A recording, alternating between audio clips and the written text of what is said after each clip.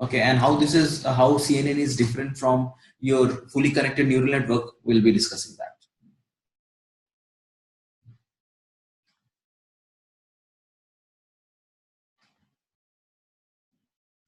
Okay, so this is just a brief history of time and what will happen. So you can see this is the, I mean, just for historical reasons, something was built. The perceptron that we study now was actually built as a hardware device like this way back in 1957. Okay, this became the foundation for neural network that we see today. So almost 60 years, right? And we say these are modern advancements, right? So 60 years. So that was a very basic perceptron that we see. Basically, if we see there was some data which you are passing, I mean, you can see these knobs. You can imagine if you are putting it on, this is on signal, and they actually was a hardware perceptron. Okay, literally amazing stuff. So yeah, this was then, and you can see the sigmoid function. It was this what we see these days, right? This is your sigmoid function, getting the weights multiplied by s and doing all this. When all this came, 1950s. Okay, way before most of us were born, and maybe our parents were born. Probably. Yeah. Okay, so things proceeded. I mean, in 1960s you have this different model. Not go much into this detail, but yeah, I mean, it was this model. You have multiple inputs. Okay, then there is this input. There is this bias. You can actually see the perceptron over there, right? And in the bottom of the page, you can, if you want, you can refer to the research paper. Okay, that's the beautiful part here for each of the topic. If you want to dig deeper, you can do that. Then you know, all these techniques earlier had a very basic back propagation. That's the idea whole around with perceptrons, right? Back propagation. Back propagation means based on the loss data, you are trying to change the model parameters. Okay, the earlier back propagation was pretty much manual. Okay, you saw that, you know, the loss is coming closer, you do whatever you did earlier. You see the loss is going far, you do whatever you didn't do earlier. That was the manual back propagation. The first time this is known as the first time this was principal back propagation. The first time the back propagation in principle came, that was way in 1986. 30 years. Okay, and we don't know the people who actually worked on that in that 30 years. Gone. Right. So 30 years it took to really formulate the back propagation that we see these days. Okay, that means we discussed last time this formula, right? What is this? This is the chain rule stuff. You are trying to find out what is the impact of, like, just imagine what you did using back propagation earlier. We had this column, right? Say this is your this feature is known as x, right? And this is the outcome. Okay, so what you try to do is you try to find what is the impact of x on loss. Got it, right? This is what you do, and for that you try to figure out what is loss, then the previous layers before it, then the previous layer before it. So you find what is the role that each layer plays, and finally eventually reach the x. That means you finally find how much should you be varying x so that your loss function gets varied. Okay, you find the relationship between. Now, okay, this is what you did. This is what is principal loss function and modification of that, and you know, this is the foundation of what you see today.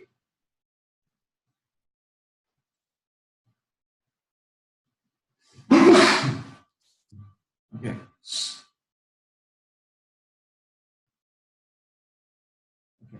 Then yeah, then there were some modifications in clause 10, but you know, let's come to the important one. You can see this ImageNet classification of deep convolution neural. So the guy who was responsible, I mean, of course there are people in his team, but he was front ending. Of course, Hinton was there. This all experiments were done in Hinton labs. So, and you have this Alex, Alex K. Maybe I'm not the best pronouncer of this. So what he did, he actually did it on ImageNet dataset. Okay, that was a benchmark for this in 2012, which is not much, like 6 years from now. So that is a time when actually this neural network, this convolutional neural network got the breakthrough. Okay, and you can see we'll discuss, you know, what are the filters, how do you do the math, how do you find the number of parameters, how do you decide, or we'll discuss all those things. But what is the essential thing here? What he tried to do here is, I think the diagrams are here. Yeah, this was some experiments. So you can understand, right? There are some parallel experiments going on. Okay, and this something that was done in 2012. It was based on some experiment which was actually happening in Hubble and Weasel. This is a very popular experiment that was a pretty poor cat was experimented using this. What we did was, not we did, what people did was they connected various various signal absorber to the cat's brain. Okay, then they showed cat various things. Then what they realized was, based on different things, the signal absorber was getting different responses. Okay, that typically means that, and when they connected multiple signal responses, multiple layers, what they realized was, the early layers, the beginning of the layers, were trying to identify simple information like edges, like sides, edges, borders. The one at the towards the end of it, it was more identifying complex features. Frankly speaking, this was not thought through. Okay, this was, it's because of the design of the convolutional neural network this happens. Okay, it's not something, you have to do specifically to make it happen. So that the initial layers. Okay, yesterday we have seen a neural network, right? A convolutional where you have initial layers, when you have middle layers, when you have layers toward the end of it. So in the initial layers, okay, in the initial layers, you will be understanding basic features. Towards the middle of the layer, you will be understanding relatively complex features. Right? For example, if you are talking about face identification, initial basic feature will identify edges in the face, edge, corners, and all that. The middle layer might identify something which is built by connecting those corners, and the edges.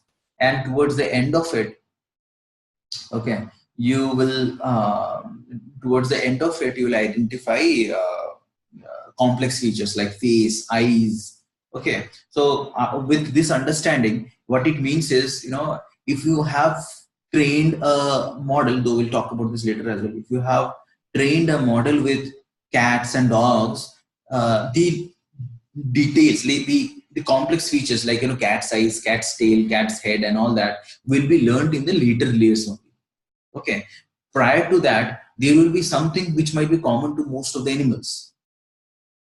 Okay, just remember this point, because later when you discuss pre-trained models and all that, this is how you can leverage one existing model and all. Let's see. Any questions?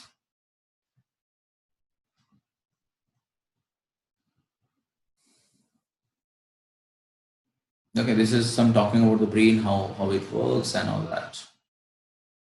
Okay, basically in brain also, this is how it works. In brain also, initially, what is the cells which is connected to your eyes? This is known as simple cells.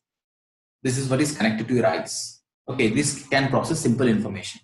Then comes your complex cells. Complex cells means, which is combining multiple output from multiple simple cells. That is known as complex cells. Then hyper complex cell is it is connecting from various many complex cells. So you can see in our brain also, we can see the hierarchy of increasing feature identification. As we proceed from top to bottom, in this case, we get the capability to identify simple to complex features.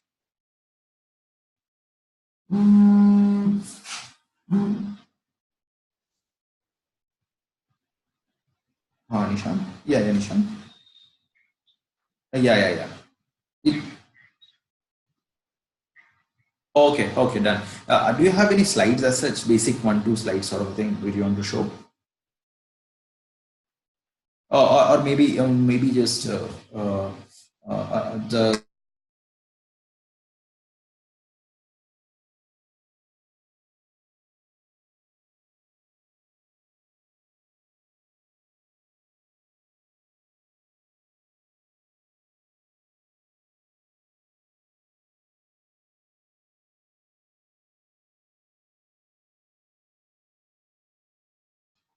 Sure.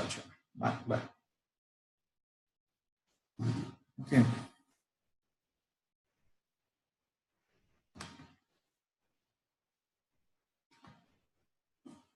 Okay, so then coming the same roots were there. This is a very Fukushima is a very followed research paper. So this actually was based on the model of how our brain works. Okay, simple cell, complex cell, hypercomplex cell. You can see here. So this is getting simple cell information. This is combining it. Then you have one layer of simple cell, one layer of complex cell. So that is how it is proceeding further. Fukushima. You'll find this name in most of the references. Okay. Yeah, then finally let's fast forward into the time to what we see today. Okay, so what we have here is we have this is the diagram, right? This is the diagram from AlexNet, of course. This is from this guy Alex Kargowski, and what we have here is pretty much based on this. So this is the first time that deep learning showed a lot of promises with respect to image when CNN was used. Okay, so let's bring it down. So what are the things that we do with this? Okay, of course, classification is one thing. Then, classification is what is there in the photo. Then retrieval is there. Okay. Then you have things like, detection, object detection, localizing, right? Then you have segmentation, identifying where is what. Like you can see the boundaries. This is known as instance segmentation. Okay, then you have like this is all used in identifying in self-driven cars and many such models. It will be using this to identify the objects. Then you have these GPUs over there, which actually played a big time. GPU is something which can make your deep learning models runs faster. Okay, so GPUs are typically from NVIDIA. Okay, and they can actually parallelize your deep learning models. Okay.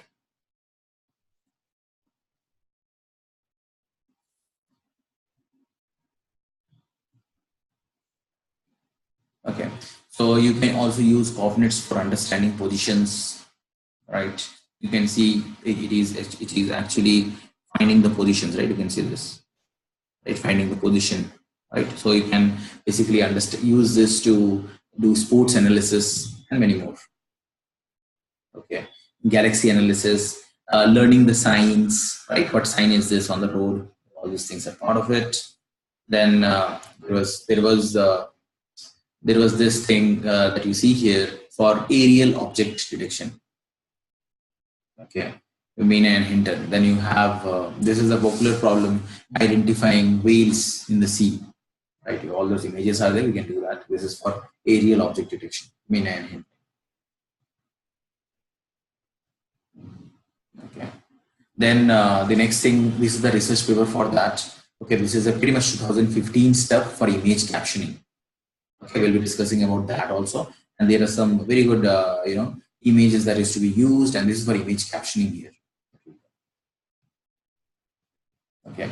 Then another use of CNN and variations of it is combining two images and create an effect like this. You are combining this image and creating an effect like this, right? Okay, so enough of historical aspect, things that you can do. Let's get to the roots. Let's get to the maths. Now, what you have done earlier in fully connected neural network, say if you we did for MNIST, right? Okay, so here also, okay, no matter what is your data, okay, it's basically 32 plus 32 plus 3, right? This is the image. Okay, what's this image like? We have seen yesterday also. 32 width, 32 height, and 3 is your depth, like RGB, right? That's the whole drill. So now your fully connected neural network needs the entire data to be vectorized. Okay, so it should be in the shape of, I mean, you have to convert this 32 plus 32 plus 32 into one dimension. Okay, into a vector format. Okay, so whatever is the data. Okay, so I think this data stretches to this. So you have to convert this into 307 into 1. Okay, and so the input layer,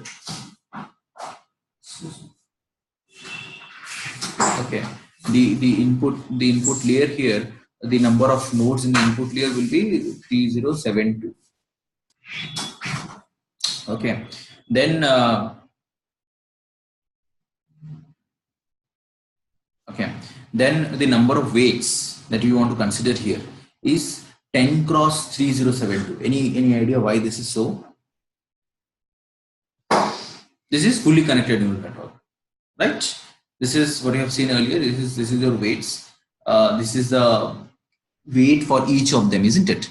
And finally, what you get is 10 here. I mean, the 10 class here, 10 possibilities, right? So number of weights, I mean, the middle layer, how many, the number of units in the middle layer is 10, and this is the output, right? So first, this is how it looks like. First layer 3072, then this is your 10, just 10 weights you're learning. And okay, right? So the total for each of these point is connected to 3072. That is why it is 10 into 3072. That will be the number of weights. And what is the final outcome? Final outcome would be number of among this the activation function, which is one column of 10 vector value, 10 values. Understood, right? So if it is a classification case, the one corresponding to cat, if it is a cat, the cat will be higher compared to others. So this is your fully connected neural network. That was pretty simple. It's okay. Is it clear to everybody why the number of weights is 10 into 3072? Because you are choosing for this particular case, I want 10 in the middle layer, it has 10 nodes. So total, each node is connected to fully connected, right? Is connected to all 3072 points. So 3072 into 10. Is it clear? It's clear, but we need to, the bias is not taken into consideration here. Absolutely, the bias is not taken into consideration. I mean, you can do that. Okay, it's not taken. I mean, just for explaining purpose, it is not. It will be taken into consideration. Just here, it is not taken into consideration. Fine, right?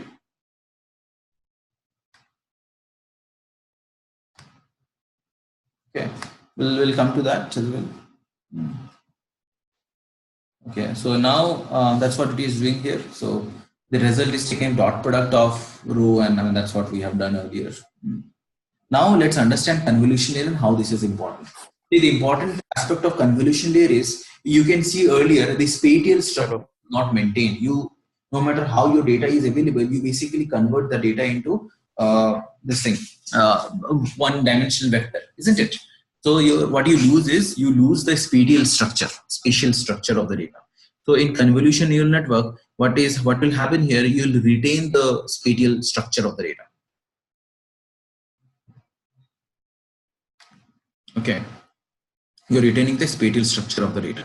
Now, what you do, as we discussed yesterday also, what do you try to do here? You try to have a filter, okay, or a feature. Earlier, what you are trying to do, your each weight was one feature. Now, each so you might choose more than one filters. Okay, but this is one filter. So what will you do? You'll move this filter from you. This is one filter. Okay, so it might be n of them. So if you have one filter, you'll move this filter like this. Then you'll come here like this. Right, from left to right, then the next row left to right. Okay, you'll move this. So this is known as convolution. Okay, so the idea, what is this? Convolve the filter, okay, with the image that is slide over the image spatially. Okay, computing dot product. So you'll move from left to right, compute the dot product, left to right. So you'll do this. You slide this filter here. What are you trying to do here? Is you're trying to identify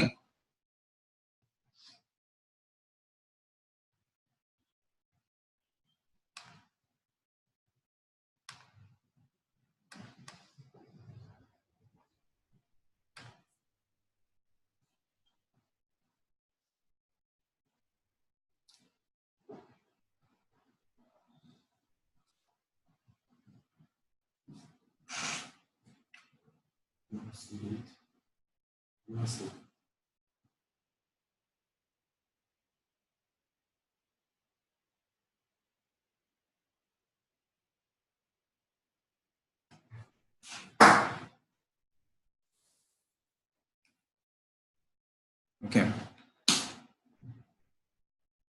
Now let's see.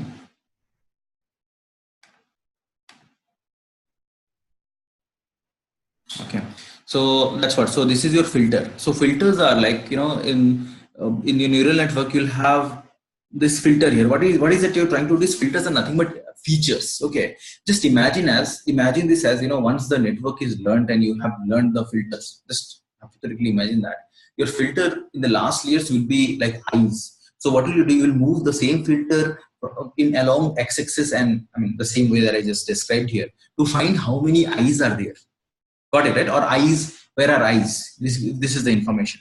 So if you have different filters, you can learn different features. So if you have 10 filters, and this 10 one is learning eyes, one is learning lips, face, nose, cheeks, right? So collectively, if combination of all this filter says that, yes, this image has lips, eyes, ears, nose, then what does it mean? I mean, in the last layers, what it learns is, if some image has all this data, it is face. Okay, otherwise it is not. Okay, so let's proceed further. Is the concept of filter clear? What is filter?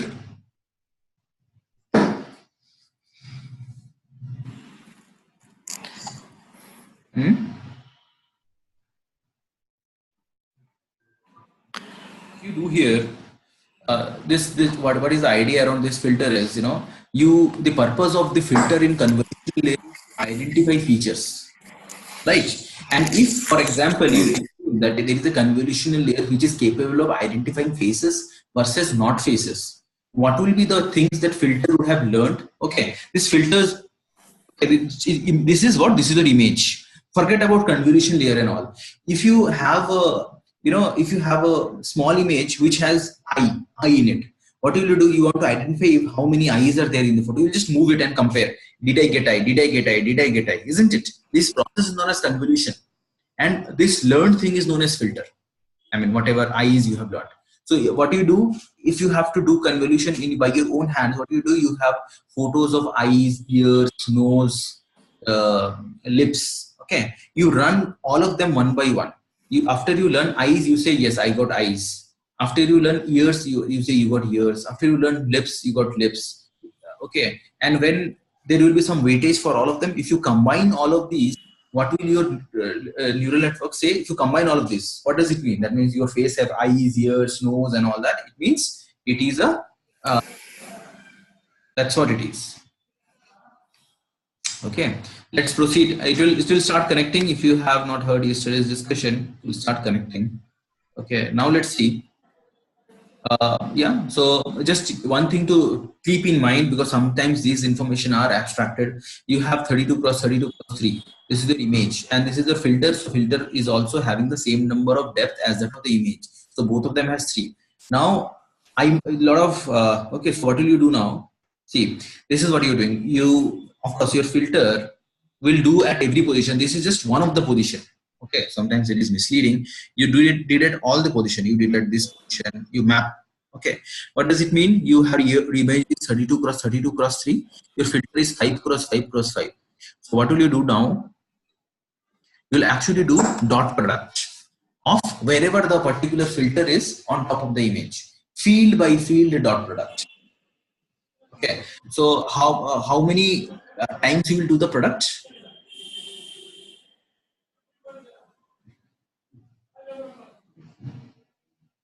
No, at one position. One position when you are doing it. So what is your size of your filter? The filter is 3 cross 5 cross 5 in this case, right? Okay, so that means at a point it is mapping to a 5 cross 5 matrix only. But what is the depth here? 3. Okay, so your total number of multiplication or weights will be 5 cross 3. So total number of weights per filter is 75 into 3. 25 into 3, it is 75. Right? This is total number of weights per feature. But also keep in mind that you might have biases also here. Okay, that is what is coming. 75 dimensional dot product plus bias, WD plus. So that is what is happening. Okay, now next question. once you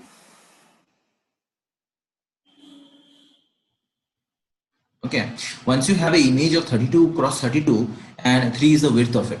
Okay, you're applying this filter. What will be the size of the output? Output is activation map. What is on the output? I think explain it with some other diagram. Wait.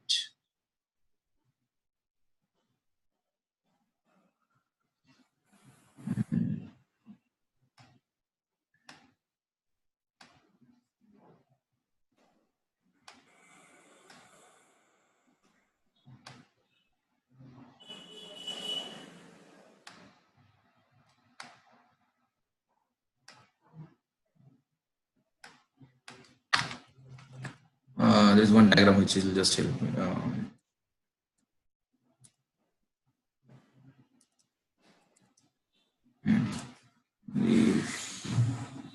This is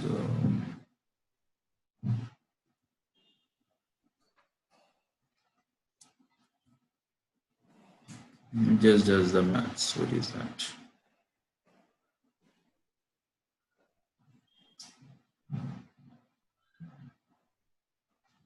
Okay, anyway.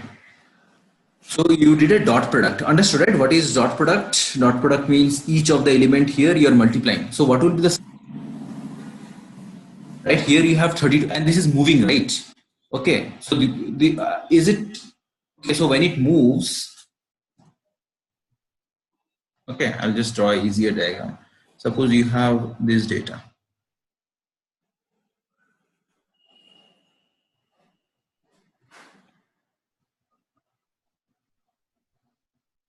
You have this 4 column, right? This is the actual image, and you have this is your filter as of now 2 cross 2. Okay. So what will happen? This is the first position, and after this guy, this is the first place where it maps, right? This position will be the second place where it maps. Okay, this position will be the third place where it maps. So number of, and when it does a dot product, it means this value will be multiplied in the value behind it, and all this value will be added together, right? That's the dot product.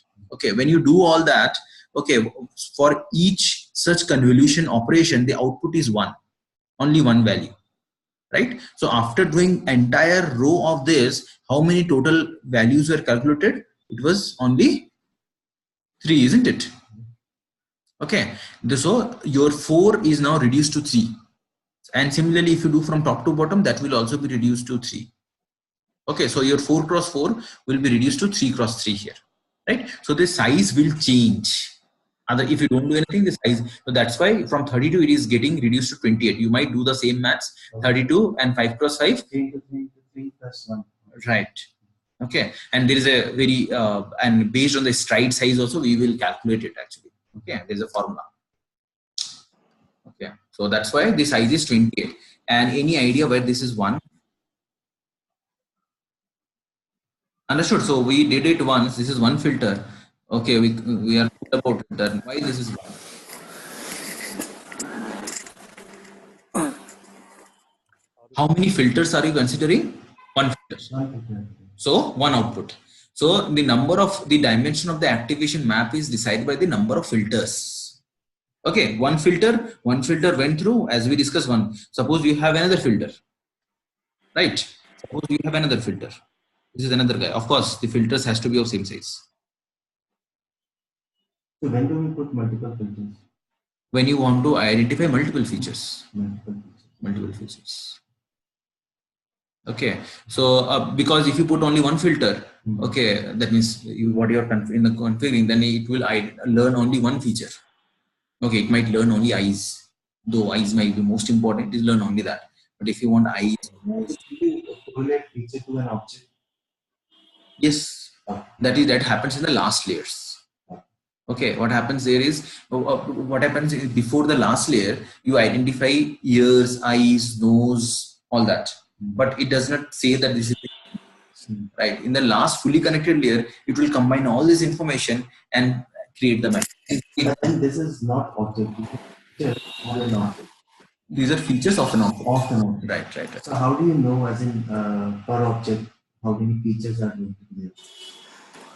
So in deep learning, that's the thing, right? You really don't need to know how many features are going to be there.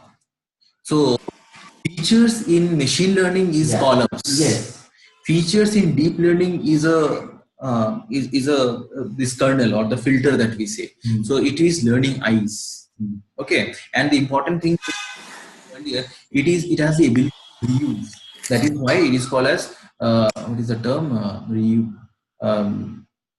I'm forgetting the term. What it means is reusing the feature. Right. Once you learn how to identify eyes, like one feature is there which learn to identify eye, it can go through the entire image and find all the eyes there, right? Just with one feature. This is not true with your regular neural network. There, each pixel is information. Here we are talking about features. And who I'll come there, but who learns all this last layer, fully connected, that is when in fully connected layer. In fully connected layer, it learns that for a cat, this feature should be present. But we don't Explicitly do.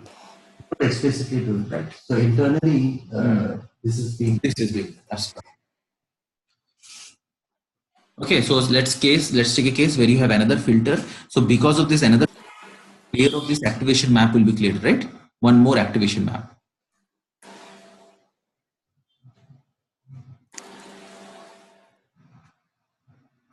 Okay, one more layer of activation map will be created.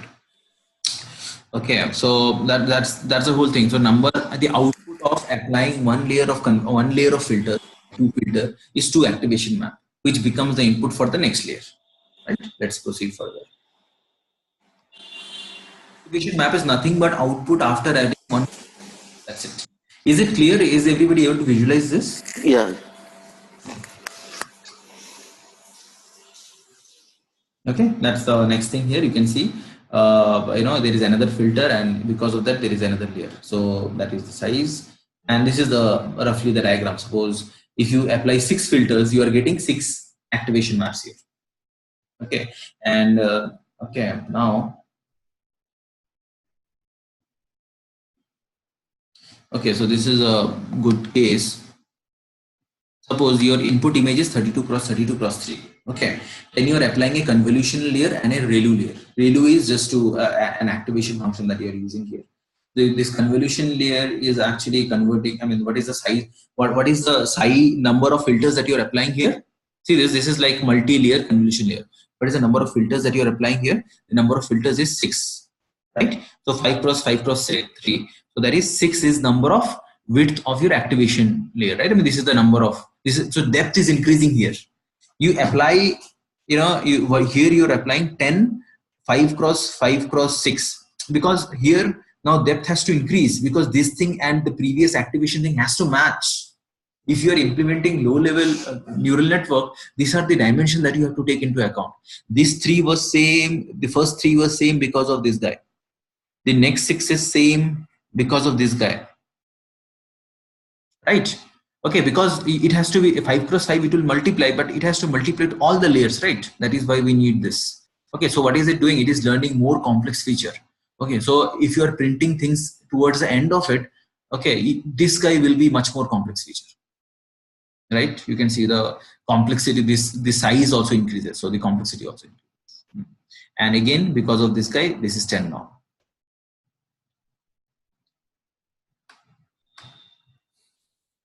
Okay, so yeah, this is a very good diagram, and thanks and kudos to the guys who actually can depict it this way. Okay, so this is how it works. This is layer 1. You can see simple features it is learning. This is layer 2, which is learning little more complex features. This is further complex features. So in the first layer of convolution neural network, it will understand low level features. The second layer will understand mid level features. Okay, and the complexity increases as it goes further, and finally you get a linearly separable classifier. Okay, this is a very good diagram here. Which with this you should be able to understand what happens. Huh? So you can see this. This is a vehicle's rear end, I guess. This is a vehicle's rear end. This is the output when when you are applying this filter. different filters here. You can see this is the filter in the very beginning of the stage. So because of that, it is just identifying the edges. Can you see the aberrations here? It is identifying just the edges, the initial layer. Okay, so okay, this is the edges it is identifying. Got it, right? Towards the middle of it, you can see somewhere in the middle of, so you have okay, so you are identifying much more complex information. Got it, right? Okay, so that's what is happening. That's what is happening here. So initial layer is identifying simple information, later layer is identifying complex information. This thing is very important to understand, because when you reuse model, pre-trained models and all that, this is where you actually take a line. How much, where is the point in my model which should I strip off? Okay, where it's from, where it has started learning features, information which is not of my use. Okay, this thing will make sense later on. Okay, so this is one case. You can see here convolution layer, then activation layer, again convolution layer, then activation layer, then you have another concept of pooling. Okay, so what is pooling? So there are two things here, right? One is striding, one is pooling. I haven't discussed about striding. Okay, one is striding means the movement. The filter is moving in this direction. How fast it is moving? If it is moving by 1 pixel, then you say stride is equal to 1. If it is moving by 2 pixels, stride is equal to 2. Right? That is your striding. So striding actually, what is the benefit of having higher strides? You reduce the image for the next layer. What, right? So by increasing the number of stride, you reduce the layers, you reduce the size of the data. And the next thing is pooling. Okay, pooling means after when you see here above, you have a pooling layer, right? So what does pooling layer do? Pooling layer also downscales the image. Okay, whatever you have. So what it will do is, for example, this is what pooling layer will do. This is pooling layer. Pooling layer means, suppose you have a 4x, suppose you have a matrix like this.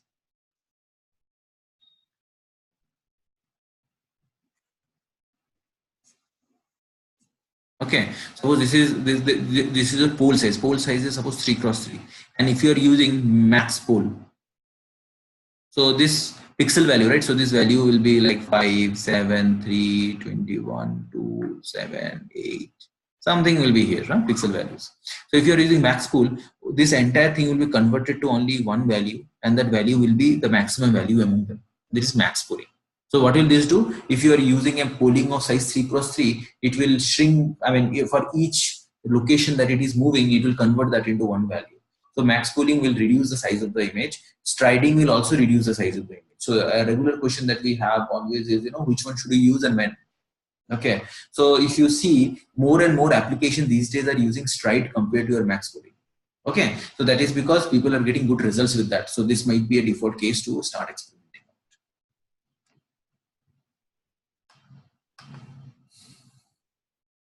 Okay, yeah, that's a good diagram here. You can see here, but somewhere else is here only. Okay, so you have a 7x7 image, right? You can see the 7x7 data, and you have a 3x3 filter. The gray, the dark portion that you see here, right? It is a filter. Okay, now what you're doing is, okay, this is known as moving. This is known as striding. This is stride by 1. It is moving in the right by 1. This is stride by 1. Okay, and this is moving further. Okay, this is moving further. This is further. So if you do so, what is the output size? Output size is 5x5. Right? If you stride through a matrix of 7x7 with stride 1 and filter size 3x3, the output size will be 5x5. Can you derive a formula out of this?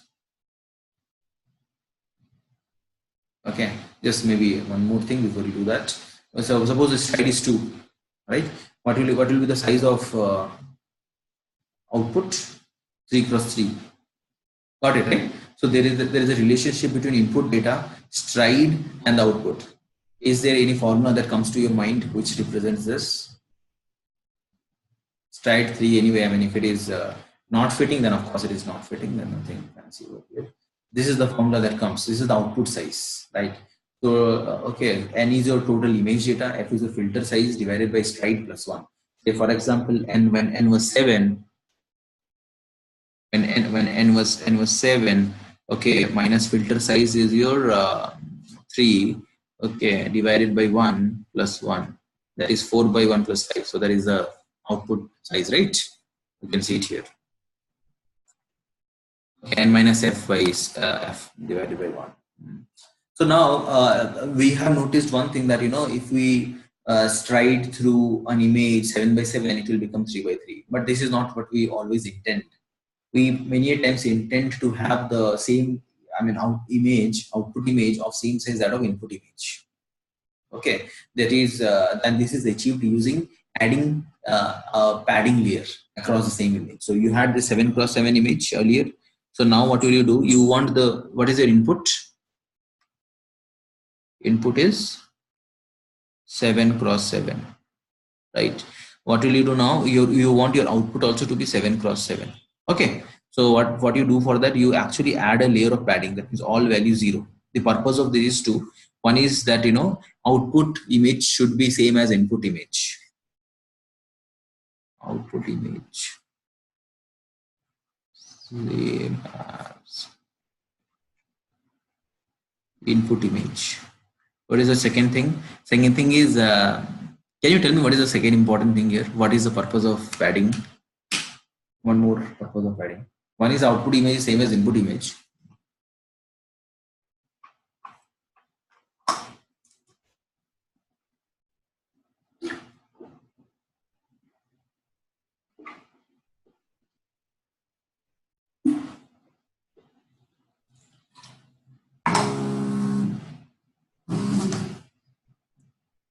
Hello हाँ हाँ हाँ हाँ बंदे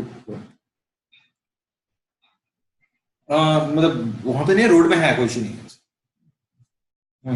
ठीक है, चलो।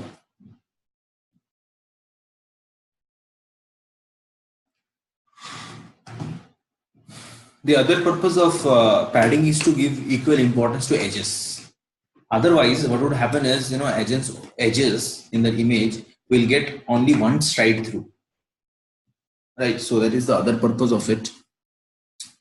Information to prevent information, the technical word for this, prevent information loss in edges.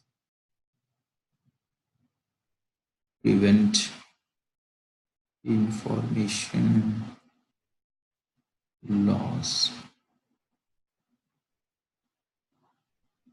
in edges.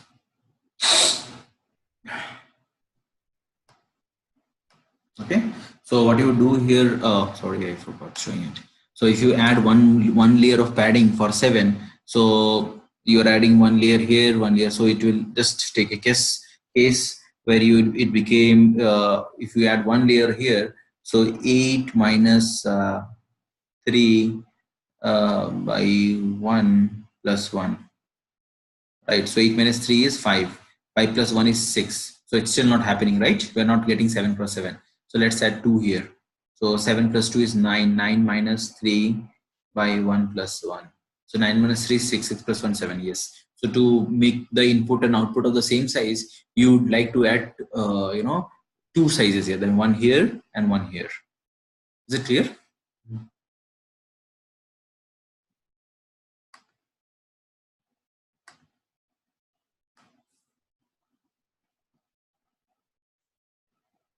Yeah. So I'll add 2 here and one left hand side, one right hand side. Similarly, your pad will change your yeah, this can be a good example. You can try doing it. So what is your input size? Input size is your 32 cross 32 cross 3 and 10 5 cross 5 filter with stride 1 and padding 2. What is the output size? Can everybody try this? Give it a shot.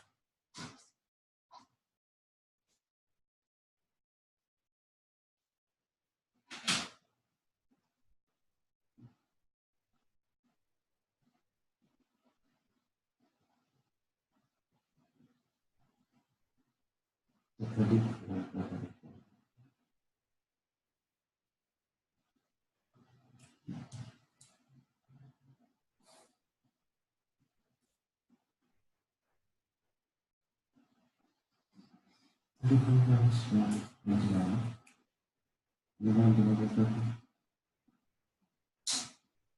can use the chat window. It's mute. If you want to talk, please unmute yourself.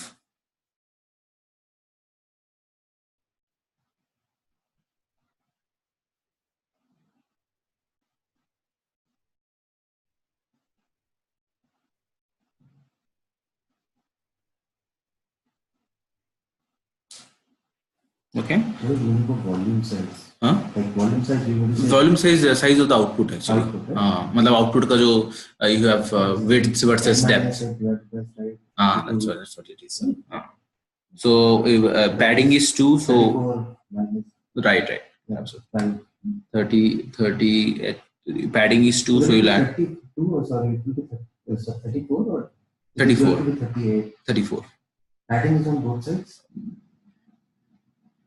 I did it once in the previous one. I did. Let's see that. Pad means on both sides or single side?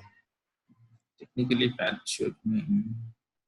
So 0 with pad 1.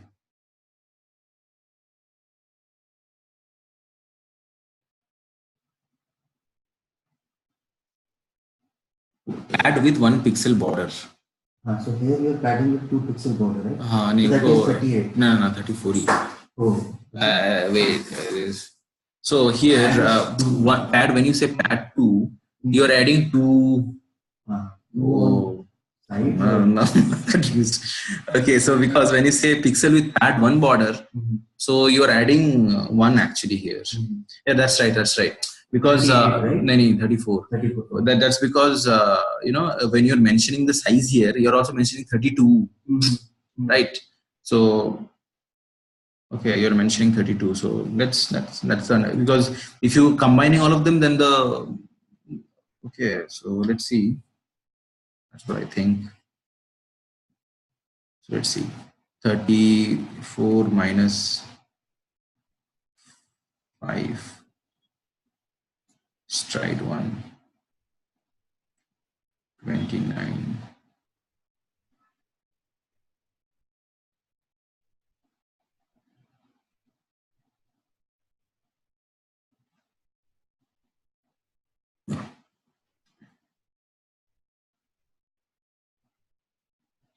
No, it is actually doing 2 cross 2. 2 cross 2.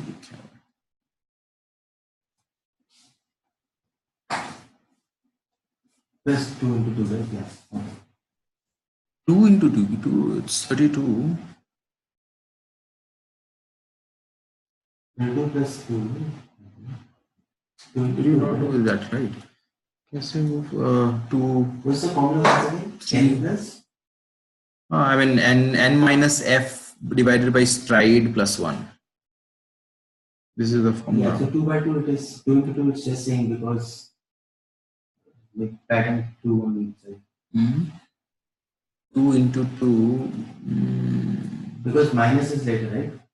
This is n plus 2 into 2 minus. N plus 2 into 2. So it is 38.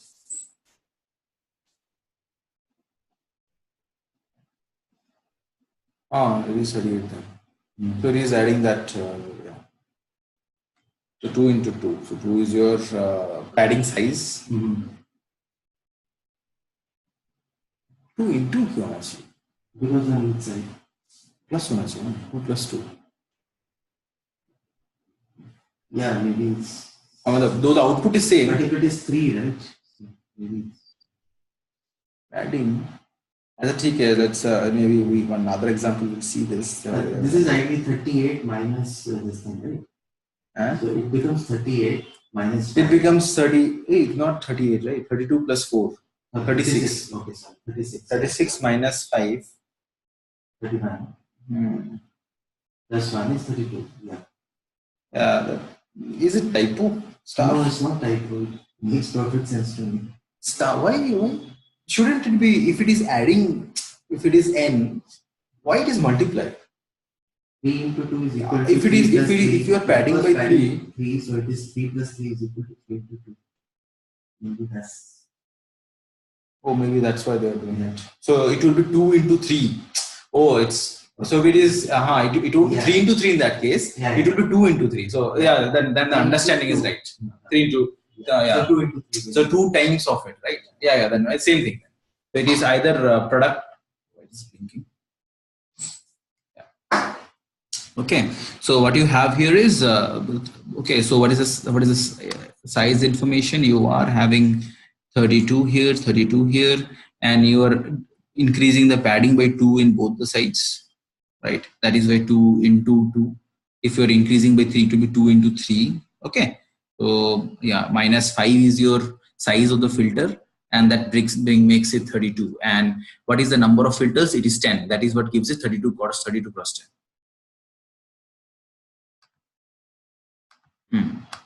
Okay, and the next thing is, this is important. What is the number of parameters in this layer? Right, when you do create a convolution layer, you do a model.summary. Right, you'll see the number of parameters. Any idea about number of parameters here?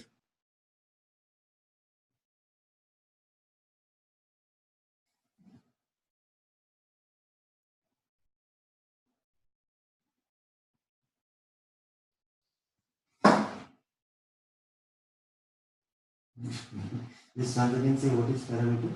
Parameters is the in this case, you remember, if you have a filter of 5 cross 5 and 3 is the width of it, so number of parameters were 75. 5 into 5 into 3. Right. So here, that is what we have to calculate parameter. So that is when you do model.summary is I mean, in your maybe I'll show some GitHub code. Wait a minute. So because these things will you remember once. So is it gonna be again 75 in this case? 75 into something. Oh, so we have to figure out the number of filters. Right? Number of filters. Yeah. Right. Okay, so okay. See. That you showed was, I believe, 32. Number of filters. Yeah, I'm just showing one diagram here. Yeah. That model summary. Yeah, there it is. Right. When you do this, you get this output. So it is a little okay. So this, what we are trying to calculate is this. C20 in the first layer. Right. Let's see what was the code. So you have 30. Same example. I mean, is it with the? No. It's this different. Different. Right? Yeah. So I mean, it's not that. So here you have a kernel size of 3 cross 3. I mean, this is how the notation is. The kernel size 3 cross 3 means that's the, and the depth is same as that of the image. So you don't have to mention it here. And you not any padding. No padding here. Yeah. So 32 is your number of filters, and 3 into 3 is your size of the filters. What is the total number of filters? What was this data? Achha, this was not 3-dimensional data also. This was 2-dimensional data. That's why. So anyway, the total number of filter were 9 plus 1. 9 plus 1 is 10. Is your total number of weights in the filter. This one is for bias. Okay. So total number of weights, and into 32. This was total number of parameters. That is where 320. In the next layer also, you will get it the same, right? Here 64 into 10.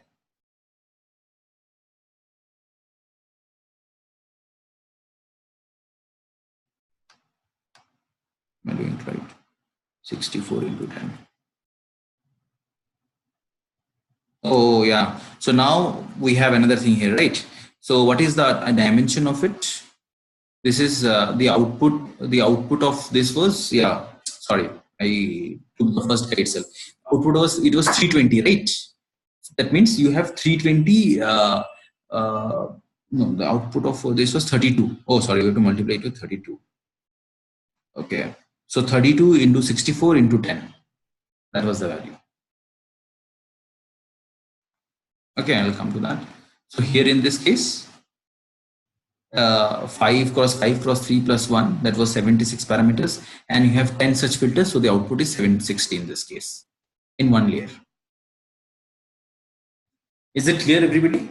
So because this is the number of parameters in one filter, okay, and this is the bias for that filter. Every filter will have one bias. Okay, so total 76, and how many such filters were there? 10. The total number of parameters were 760.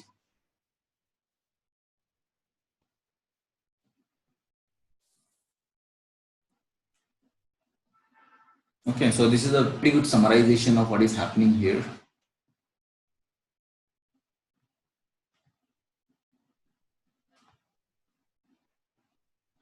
Just cross check, is everybody able to follow so far?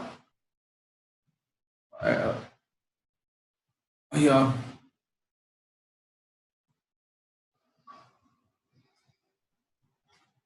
Yeah. Bijit, Mani, Saujanya, Jogesh.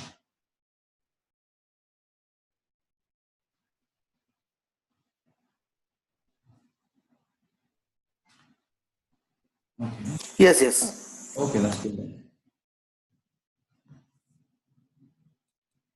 Okay, this is some maths here which will actually figure, get you the numbers. Okay. Uh,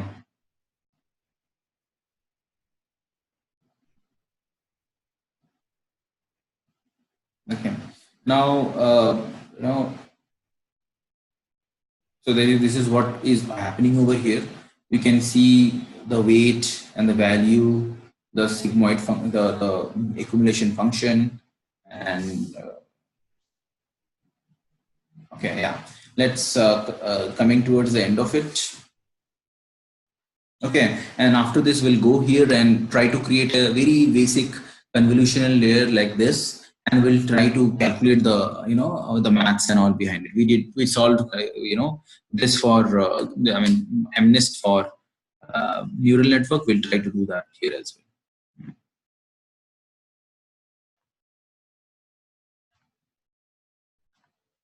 Okay, now that we have learned features, we understand that, right? With increasing complexity, we'll be learning complex features. So now that now that we have learned features, what do we do is we want to you combine all those things and classify.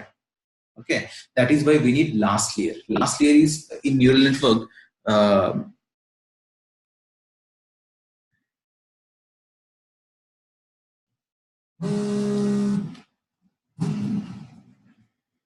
Hello, hello, hello. Yeah, hello. Is it audible? Uh-huh. Oh, shop one. Uh-huh. Uh-huh. Can you give me 10-15 minutes? I'm just in a class. I'll just wrap it up and okay. Yeah.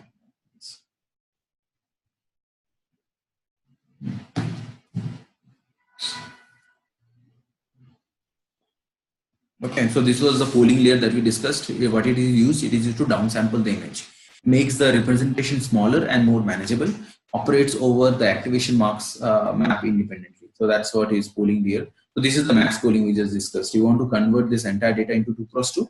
So what will it do? It will actually find the highest value here, 6 goes here. Okay, you can see this. And this is the max polling layer we discussed. So this is one technique is sliding, other is max polling. So you see this 6 goes here, from here 8 will come here, from here 4 will come here, from here 3 will come here.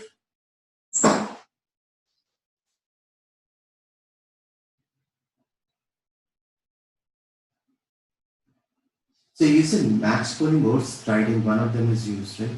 Do we use combination of max polling or striding? You can use combination of max polling. What is the suggested thing? Suggested thing, a lot of people are using striding compared to your max polling.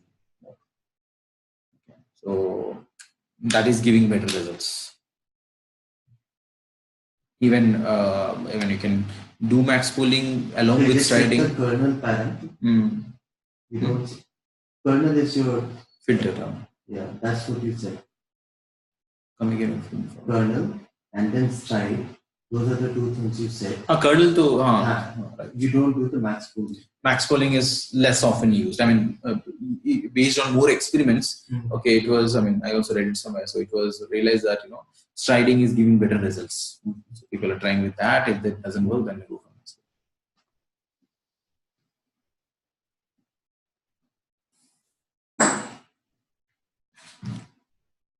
polling. Okay. So now let's try to solve some problem with this.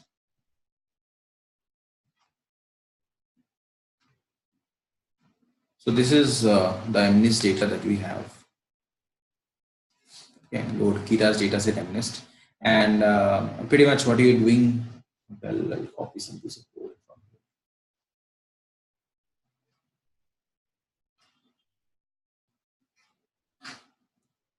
here. And next.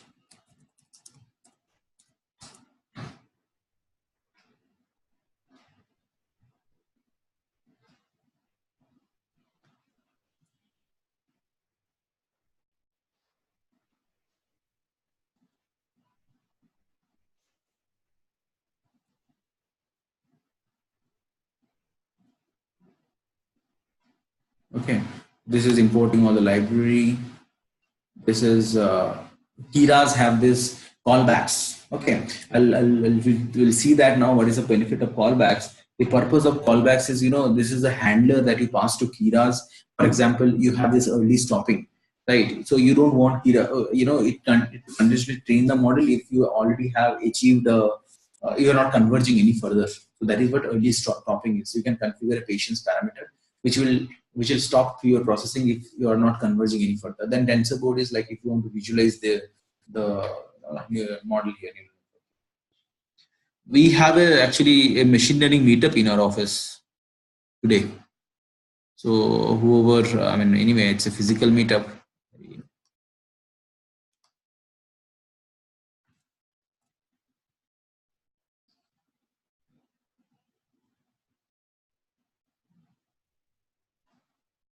Okay, so here.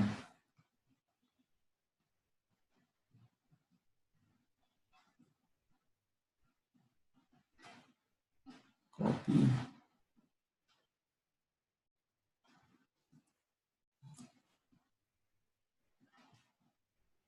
Okay, then what is this? From Kira's data set.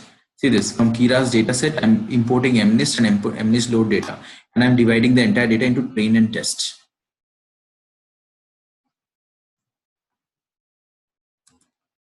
Okay, so if you see X-train, right, you can see the total 60,000 images are there in the training, and X-test, I think it had test 10,000 or something. 10,000.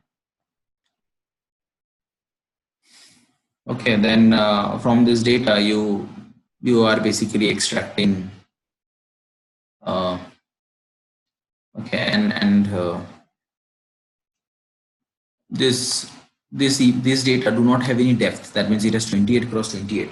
What you have to do now is you have to convert this into each image into 28 cross 28 cross 1, the depth here, right? Remember, and this data set, it does not have RGB information. The depth of the information is 1 here. Okay, nothing here, you have to convert that into 1. Okay, so that's what this piece of code is doing. When we do with CFIR data set, I'll be using, I won't be doing this, I'll be directly using those 3 as a depth. Okay, just converting all the shapes to something the algorithms can absorb. Okay, so this is your input shape.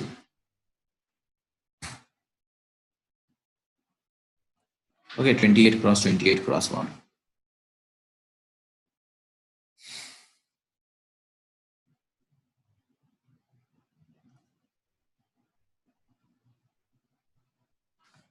Okay, so then what you do, you as always with images, you need to convert the entire data into scale of 0, 1. That is your min max scaling that you're doing, and you're basically dividing it by 255 in this case. Okay, so if you see your X-train data now, okay, it is this. Remember, you need to have this data in this format for CNN to work, otherwise it will not work. Okay, then you have a number of classes. Of course, it is MNIST, so target value will be between 0 and 1, 0 and 9. And what will you be doing here? You are using, as we have done yesterday also, using 2 categorical. Sir, what we are doing in sixth line that? Which is 6th line? Here, as I was mentioning, this is data is 28 cross 28. For CNN to work, it needs depth of the data. It needs 3D data. Okay. Okay. Here you're reshaping the data into same number of rows, same number of columns, but 1 depth you are adding here. Okay. What is the data of the depth? Where it will come? Black or white, is it? No, it is black and white data only. So that's 0, 1. Yeah. So it is only one color here, but we are not storing any information here. I mean, it's like same data, we're just adding one dimension. The purpose it is CM takes only 3D data. Okay. All the maths that we did so far, right? We did only on 3D data. So that is why we need to convert into 3D data. What is it converting from zeros, normal data into zeros to one? Here Because is like. no, you're dividing like all the values. So this is pixel values. The value is between 0 to 255. Okay. 55 so that the value is min-maxed. I mean, not scaled between 0 and 1. This is the values for which most of the image classification works pretty well. Okay. Okay. Okay. So finally, next you have this classes here. What you did using this, you just converted the entire data into categorical data. So Z0 and one-hot vector format. Okay. After doing all these things, let's create the model. Okay, I'll not use dropouts and all that.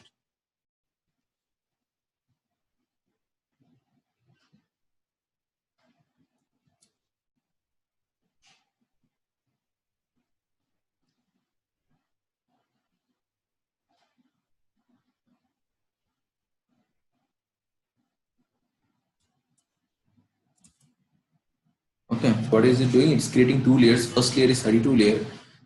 Next layer is 64 layer. Just simplifying it. Then after that, what you have to do? You're flattening all the content and applying to a dense layer, 128. Then you are applying to a dense layer of. Okay, this is flattening. Okay, and applying to a dense layer. Then again, the output of this guy, you apply to a dense layer and do 10 class classification, right? So this is the model. So let me configure. So you have What is the purpose of this flattening, sir? flattening. You have to do this when you want to push the data.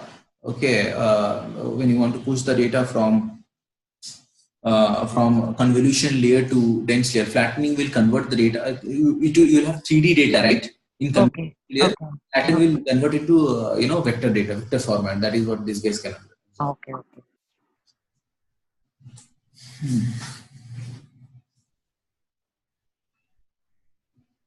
Okay. Then you want to apply some optimizer and all those things.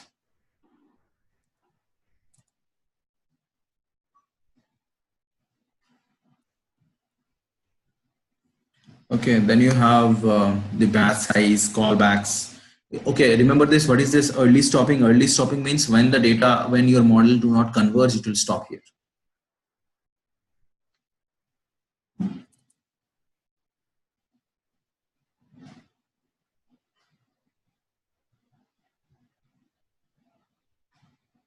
Okay, that's what it is doing. When the models don't converge, it will stop here. That's what this early stopping is doing.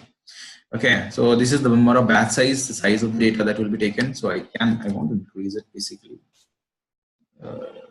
512. And after all this thing is done, you want to start training the model. But before that, I want to do model summary. Model dot. Okay. So you have to figure out now how the values are coming. Okay. At least these two values. And I will start the model now.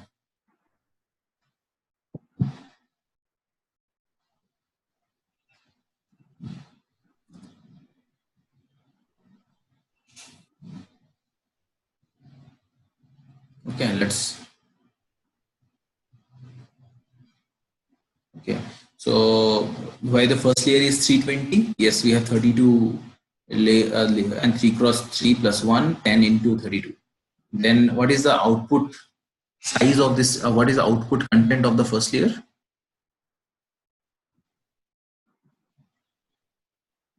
It will be 20. Got it, right? Why is this output 26 cross 26 of 32? Is it clear? 32 number of filters, huh? Exactly, 32 number of filters, and you are not doing any padding and all that. And your stripe is also 1. So from 32, it just converted to, the image was 28 cross 28, right? right? Yeah. Minus 3 plus 1. Yeah. So if you do the maths, 28. What about these fridges, sir? Fridges, number of fridges, 2, 3.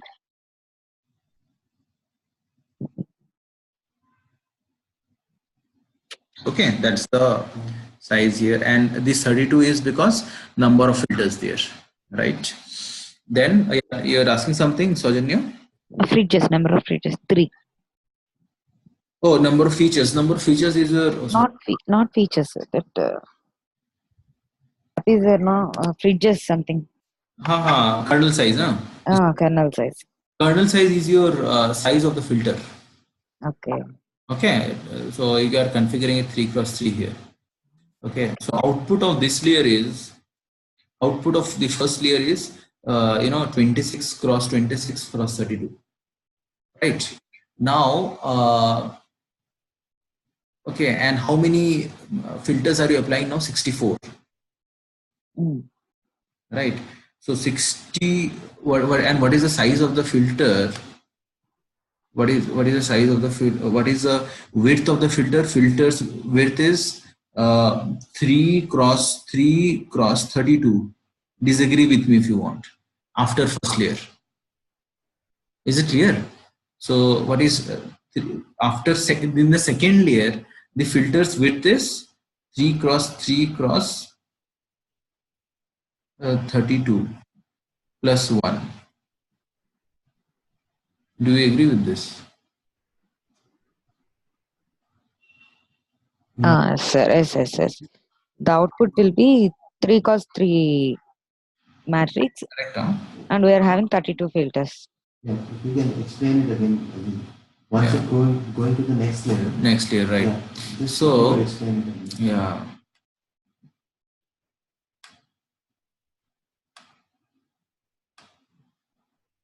And also, can you just show the code for the second layer? 64 3 cross 3. Mm-hmm. Okay, and let me show the slide also, the line.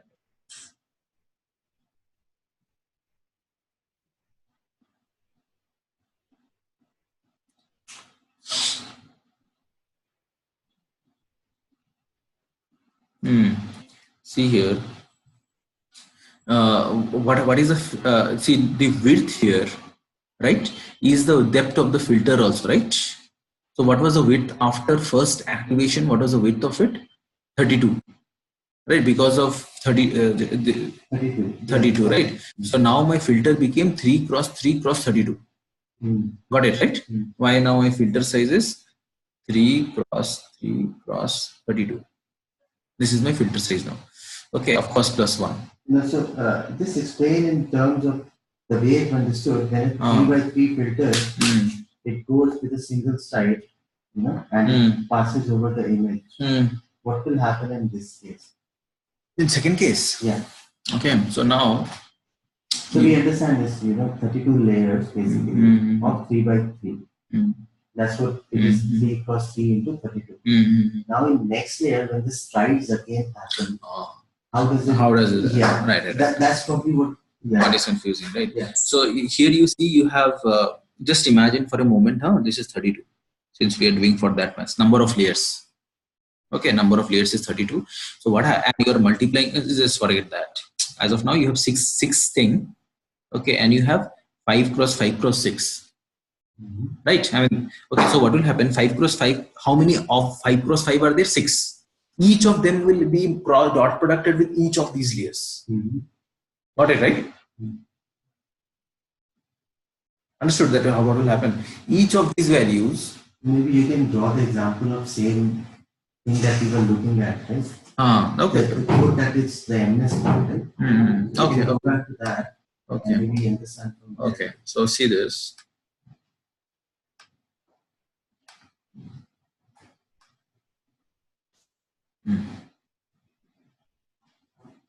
Right. So what you have here is what is the first layer? First layer is your image layer, which is 28 cross 28 cross 1. Okay. Then filter was your 3 cross 3 cross 1. Right? Yeah. 1 because this two has to be same. Right? This is the filter. So what is the total number of features in this case? 3 into 3 plus 1, 1 for bias, so total 10. And how many of the features, how many of such filters was there? It was configured to be 32. So it came 32 into 10, total number of filters. So now, now comes the next layer. So what is the output layer of this? The output of layer of this is 26 it reduced, right? Yeah, 26 cross 26 cross 28 minus 5 plus 1 is 26. Yeah. 26 cross 32. Yeah. Okay. Now what will be the filter dimension here? The filter is anyway we are giving 3 cross 3 here. Okay, so it is 3 cross 3, and what has to be matched? 32 has to be matched, right? Because each layer, 3 cross 3 matrix, for each layer you have to multiply. Okay, and for each layer features are different. Okay, so into 32, this is the dimension of the filter. Okay, the total size of the filter is plus 1. So 9 into 32 plus 1 is how much? See, earlier we were saying filter is actually the kernel size itself, right? So next time again, kernel size is 3 cross 3. So now, what is this again? So how it will be? Yes. So 9 into 32. 315. So plus. So it is actually 316. This entire value. 316. Okay. Coming back here. So see, kernel size is 3 cross 6 is the face size. Okay, the face size. The depth is dependent on the previous layer number of layers, so that you can do the computation, right? Because each layer has to be needs one filter. That is why this layer, if this layer has 32 layers, for each of this layer you need to have one kernel.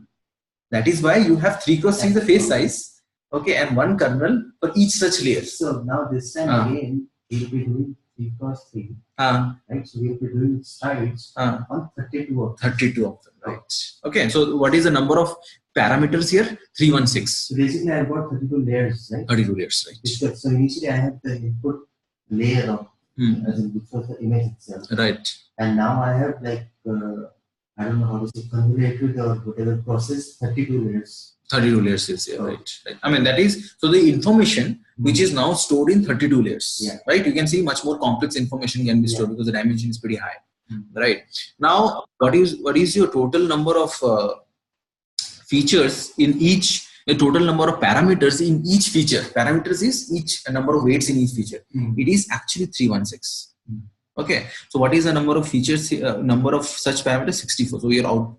So whatever is the outcome, so it should be multiplication of this. Let's cross check.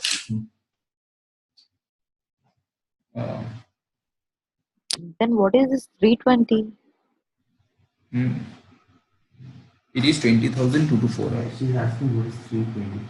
Where is 320? You 32 into 10, right? Yeah. So 32 into 10. I mean, why 32? Because 32 is the 32 is the number of filters here, and 10 is the parameters per kernel here in the first layer. Got it, right? Okay. Then 316? 316 in the second layer, the kernels, the depth of the kernel increased. Okay, from 3 to, from earlier it was just 1, now it became 32 because you have 32 activation layers here. At 32 was the number of filters here. Okay. Okay, so if I go down, so it's just a matter, right? That this 32 filters which came, they also matched with your initial layers, right? 32. The 32 finally, with the filters which are 32 here, it's just nothing related to the number of layers before, right? It's nothing to do with it's your own computation. Yeah. I think I did something wrong here. Oh, so it was 64 only. Let me do the calculation here.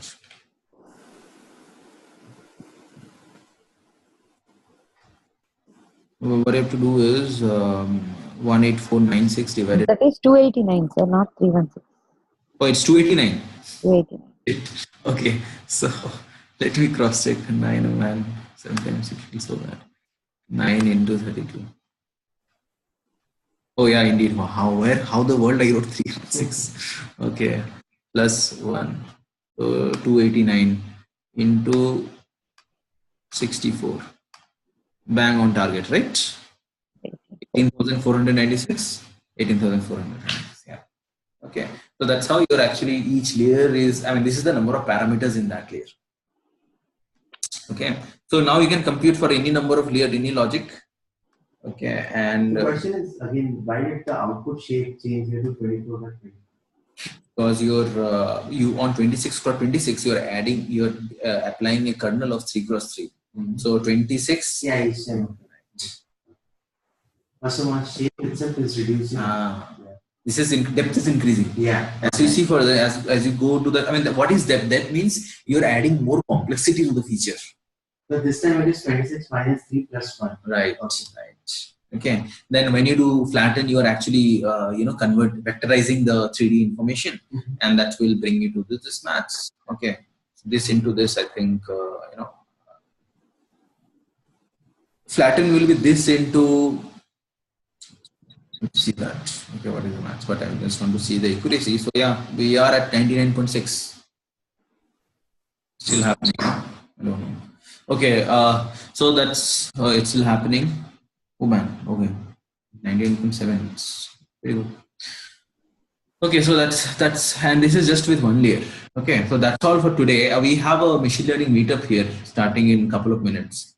Okay, so I thought of it, but most of you were online today. You have I didn't inform you before, but do you have any plans in the evening? No. What time is it? 3:33. Not possible.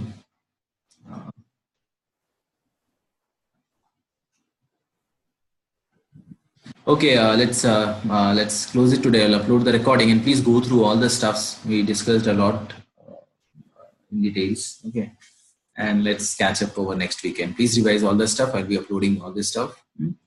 Yeah. I was able to follow.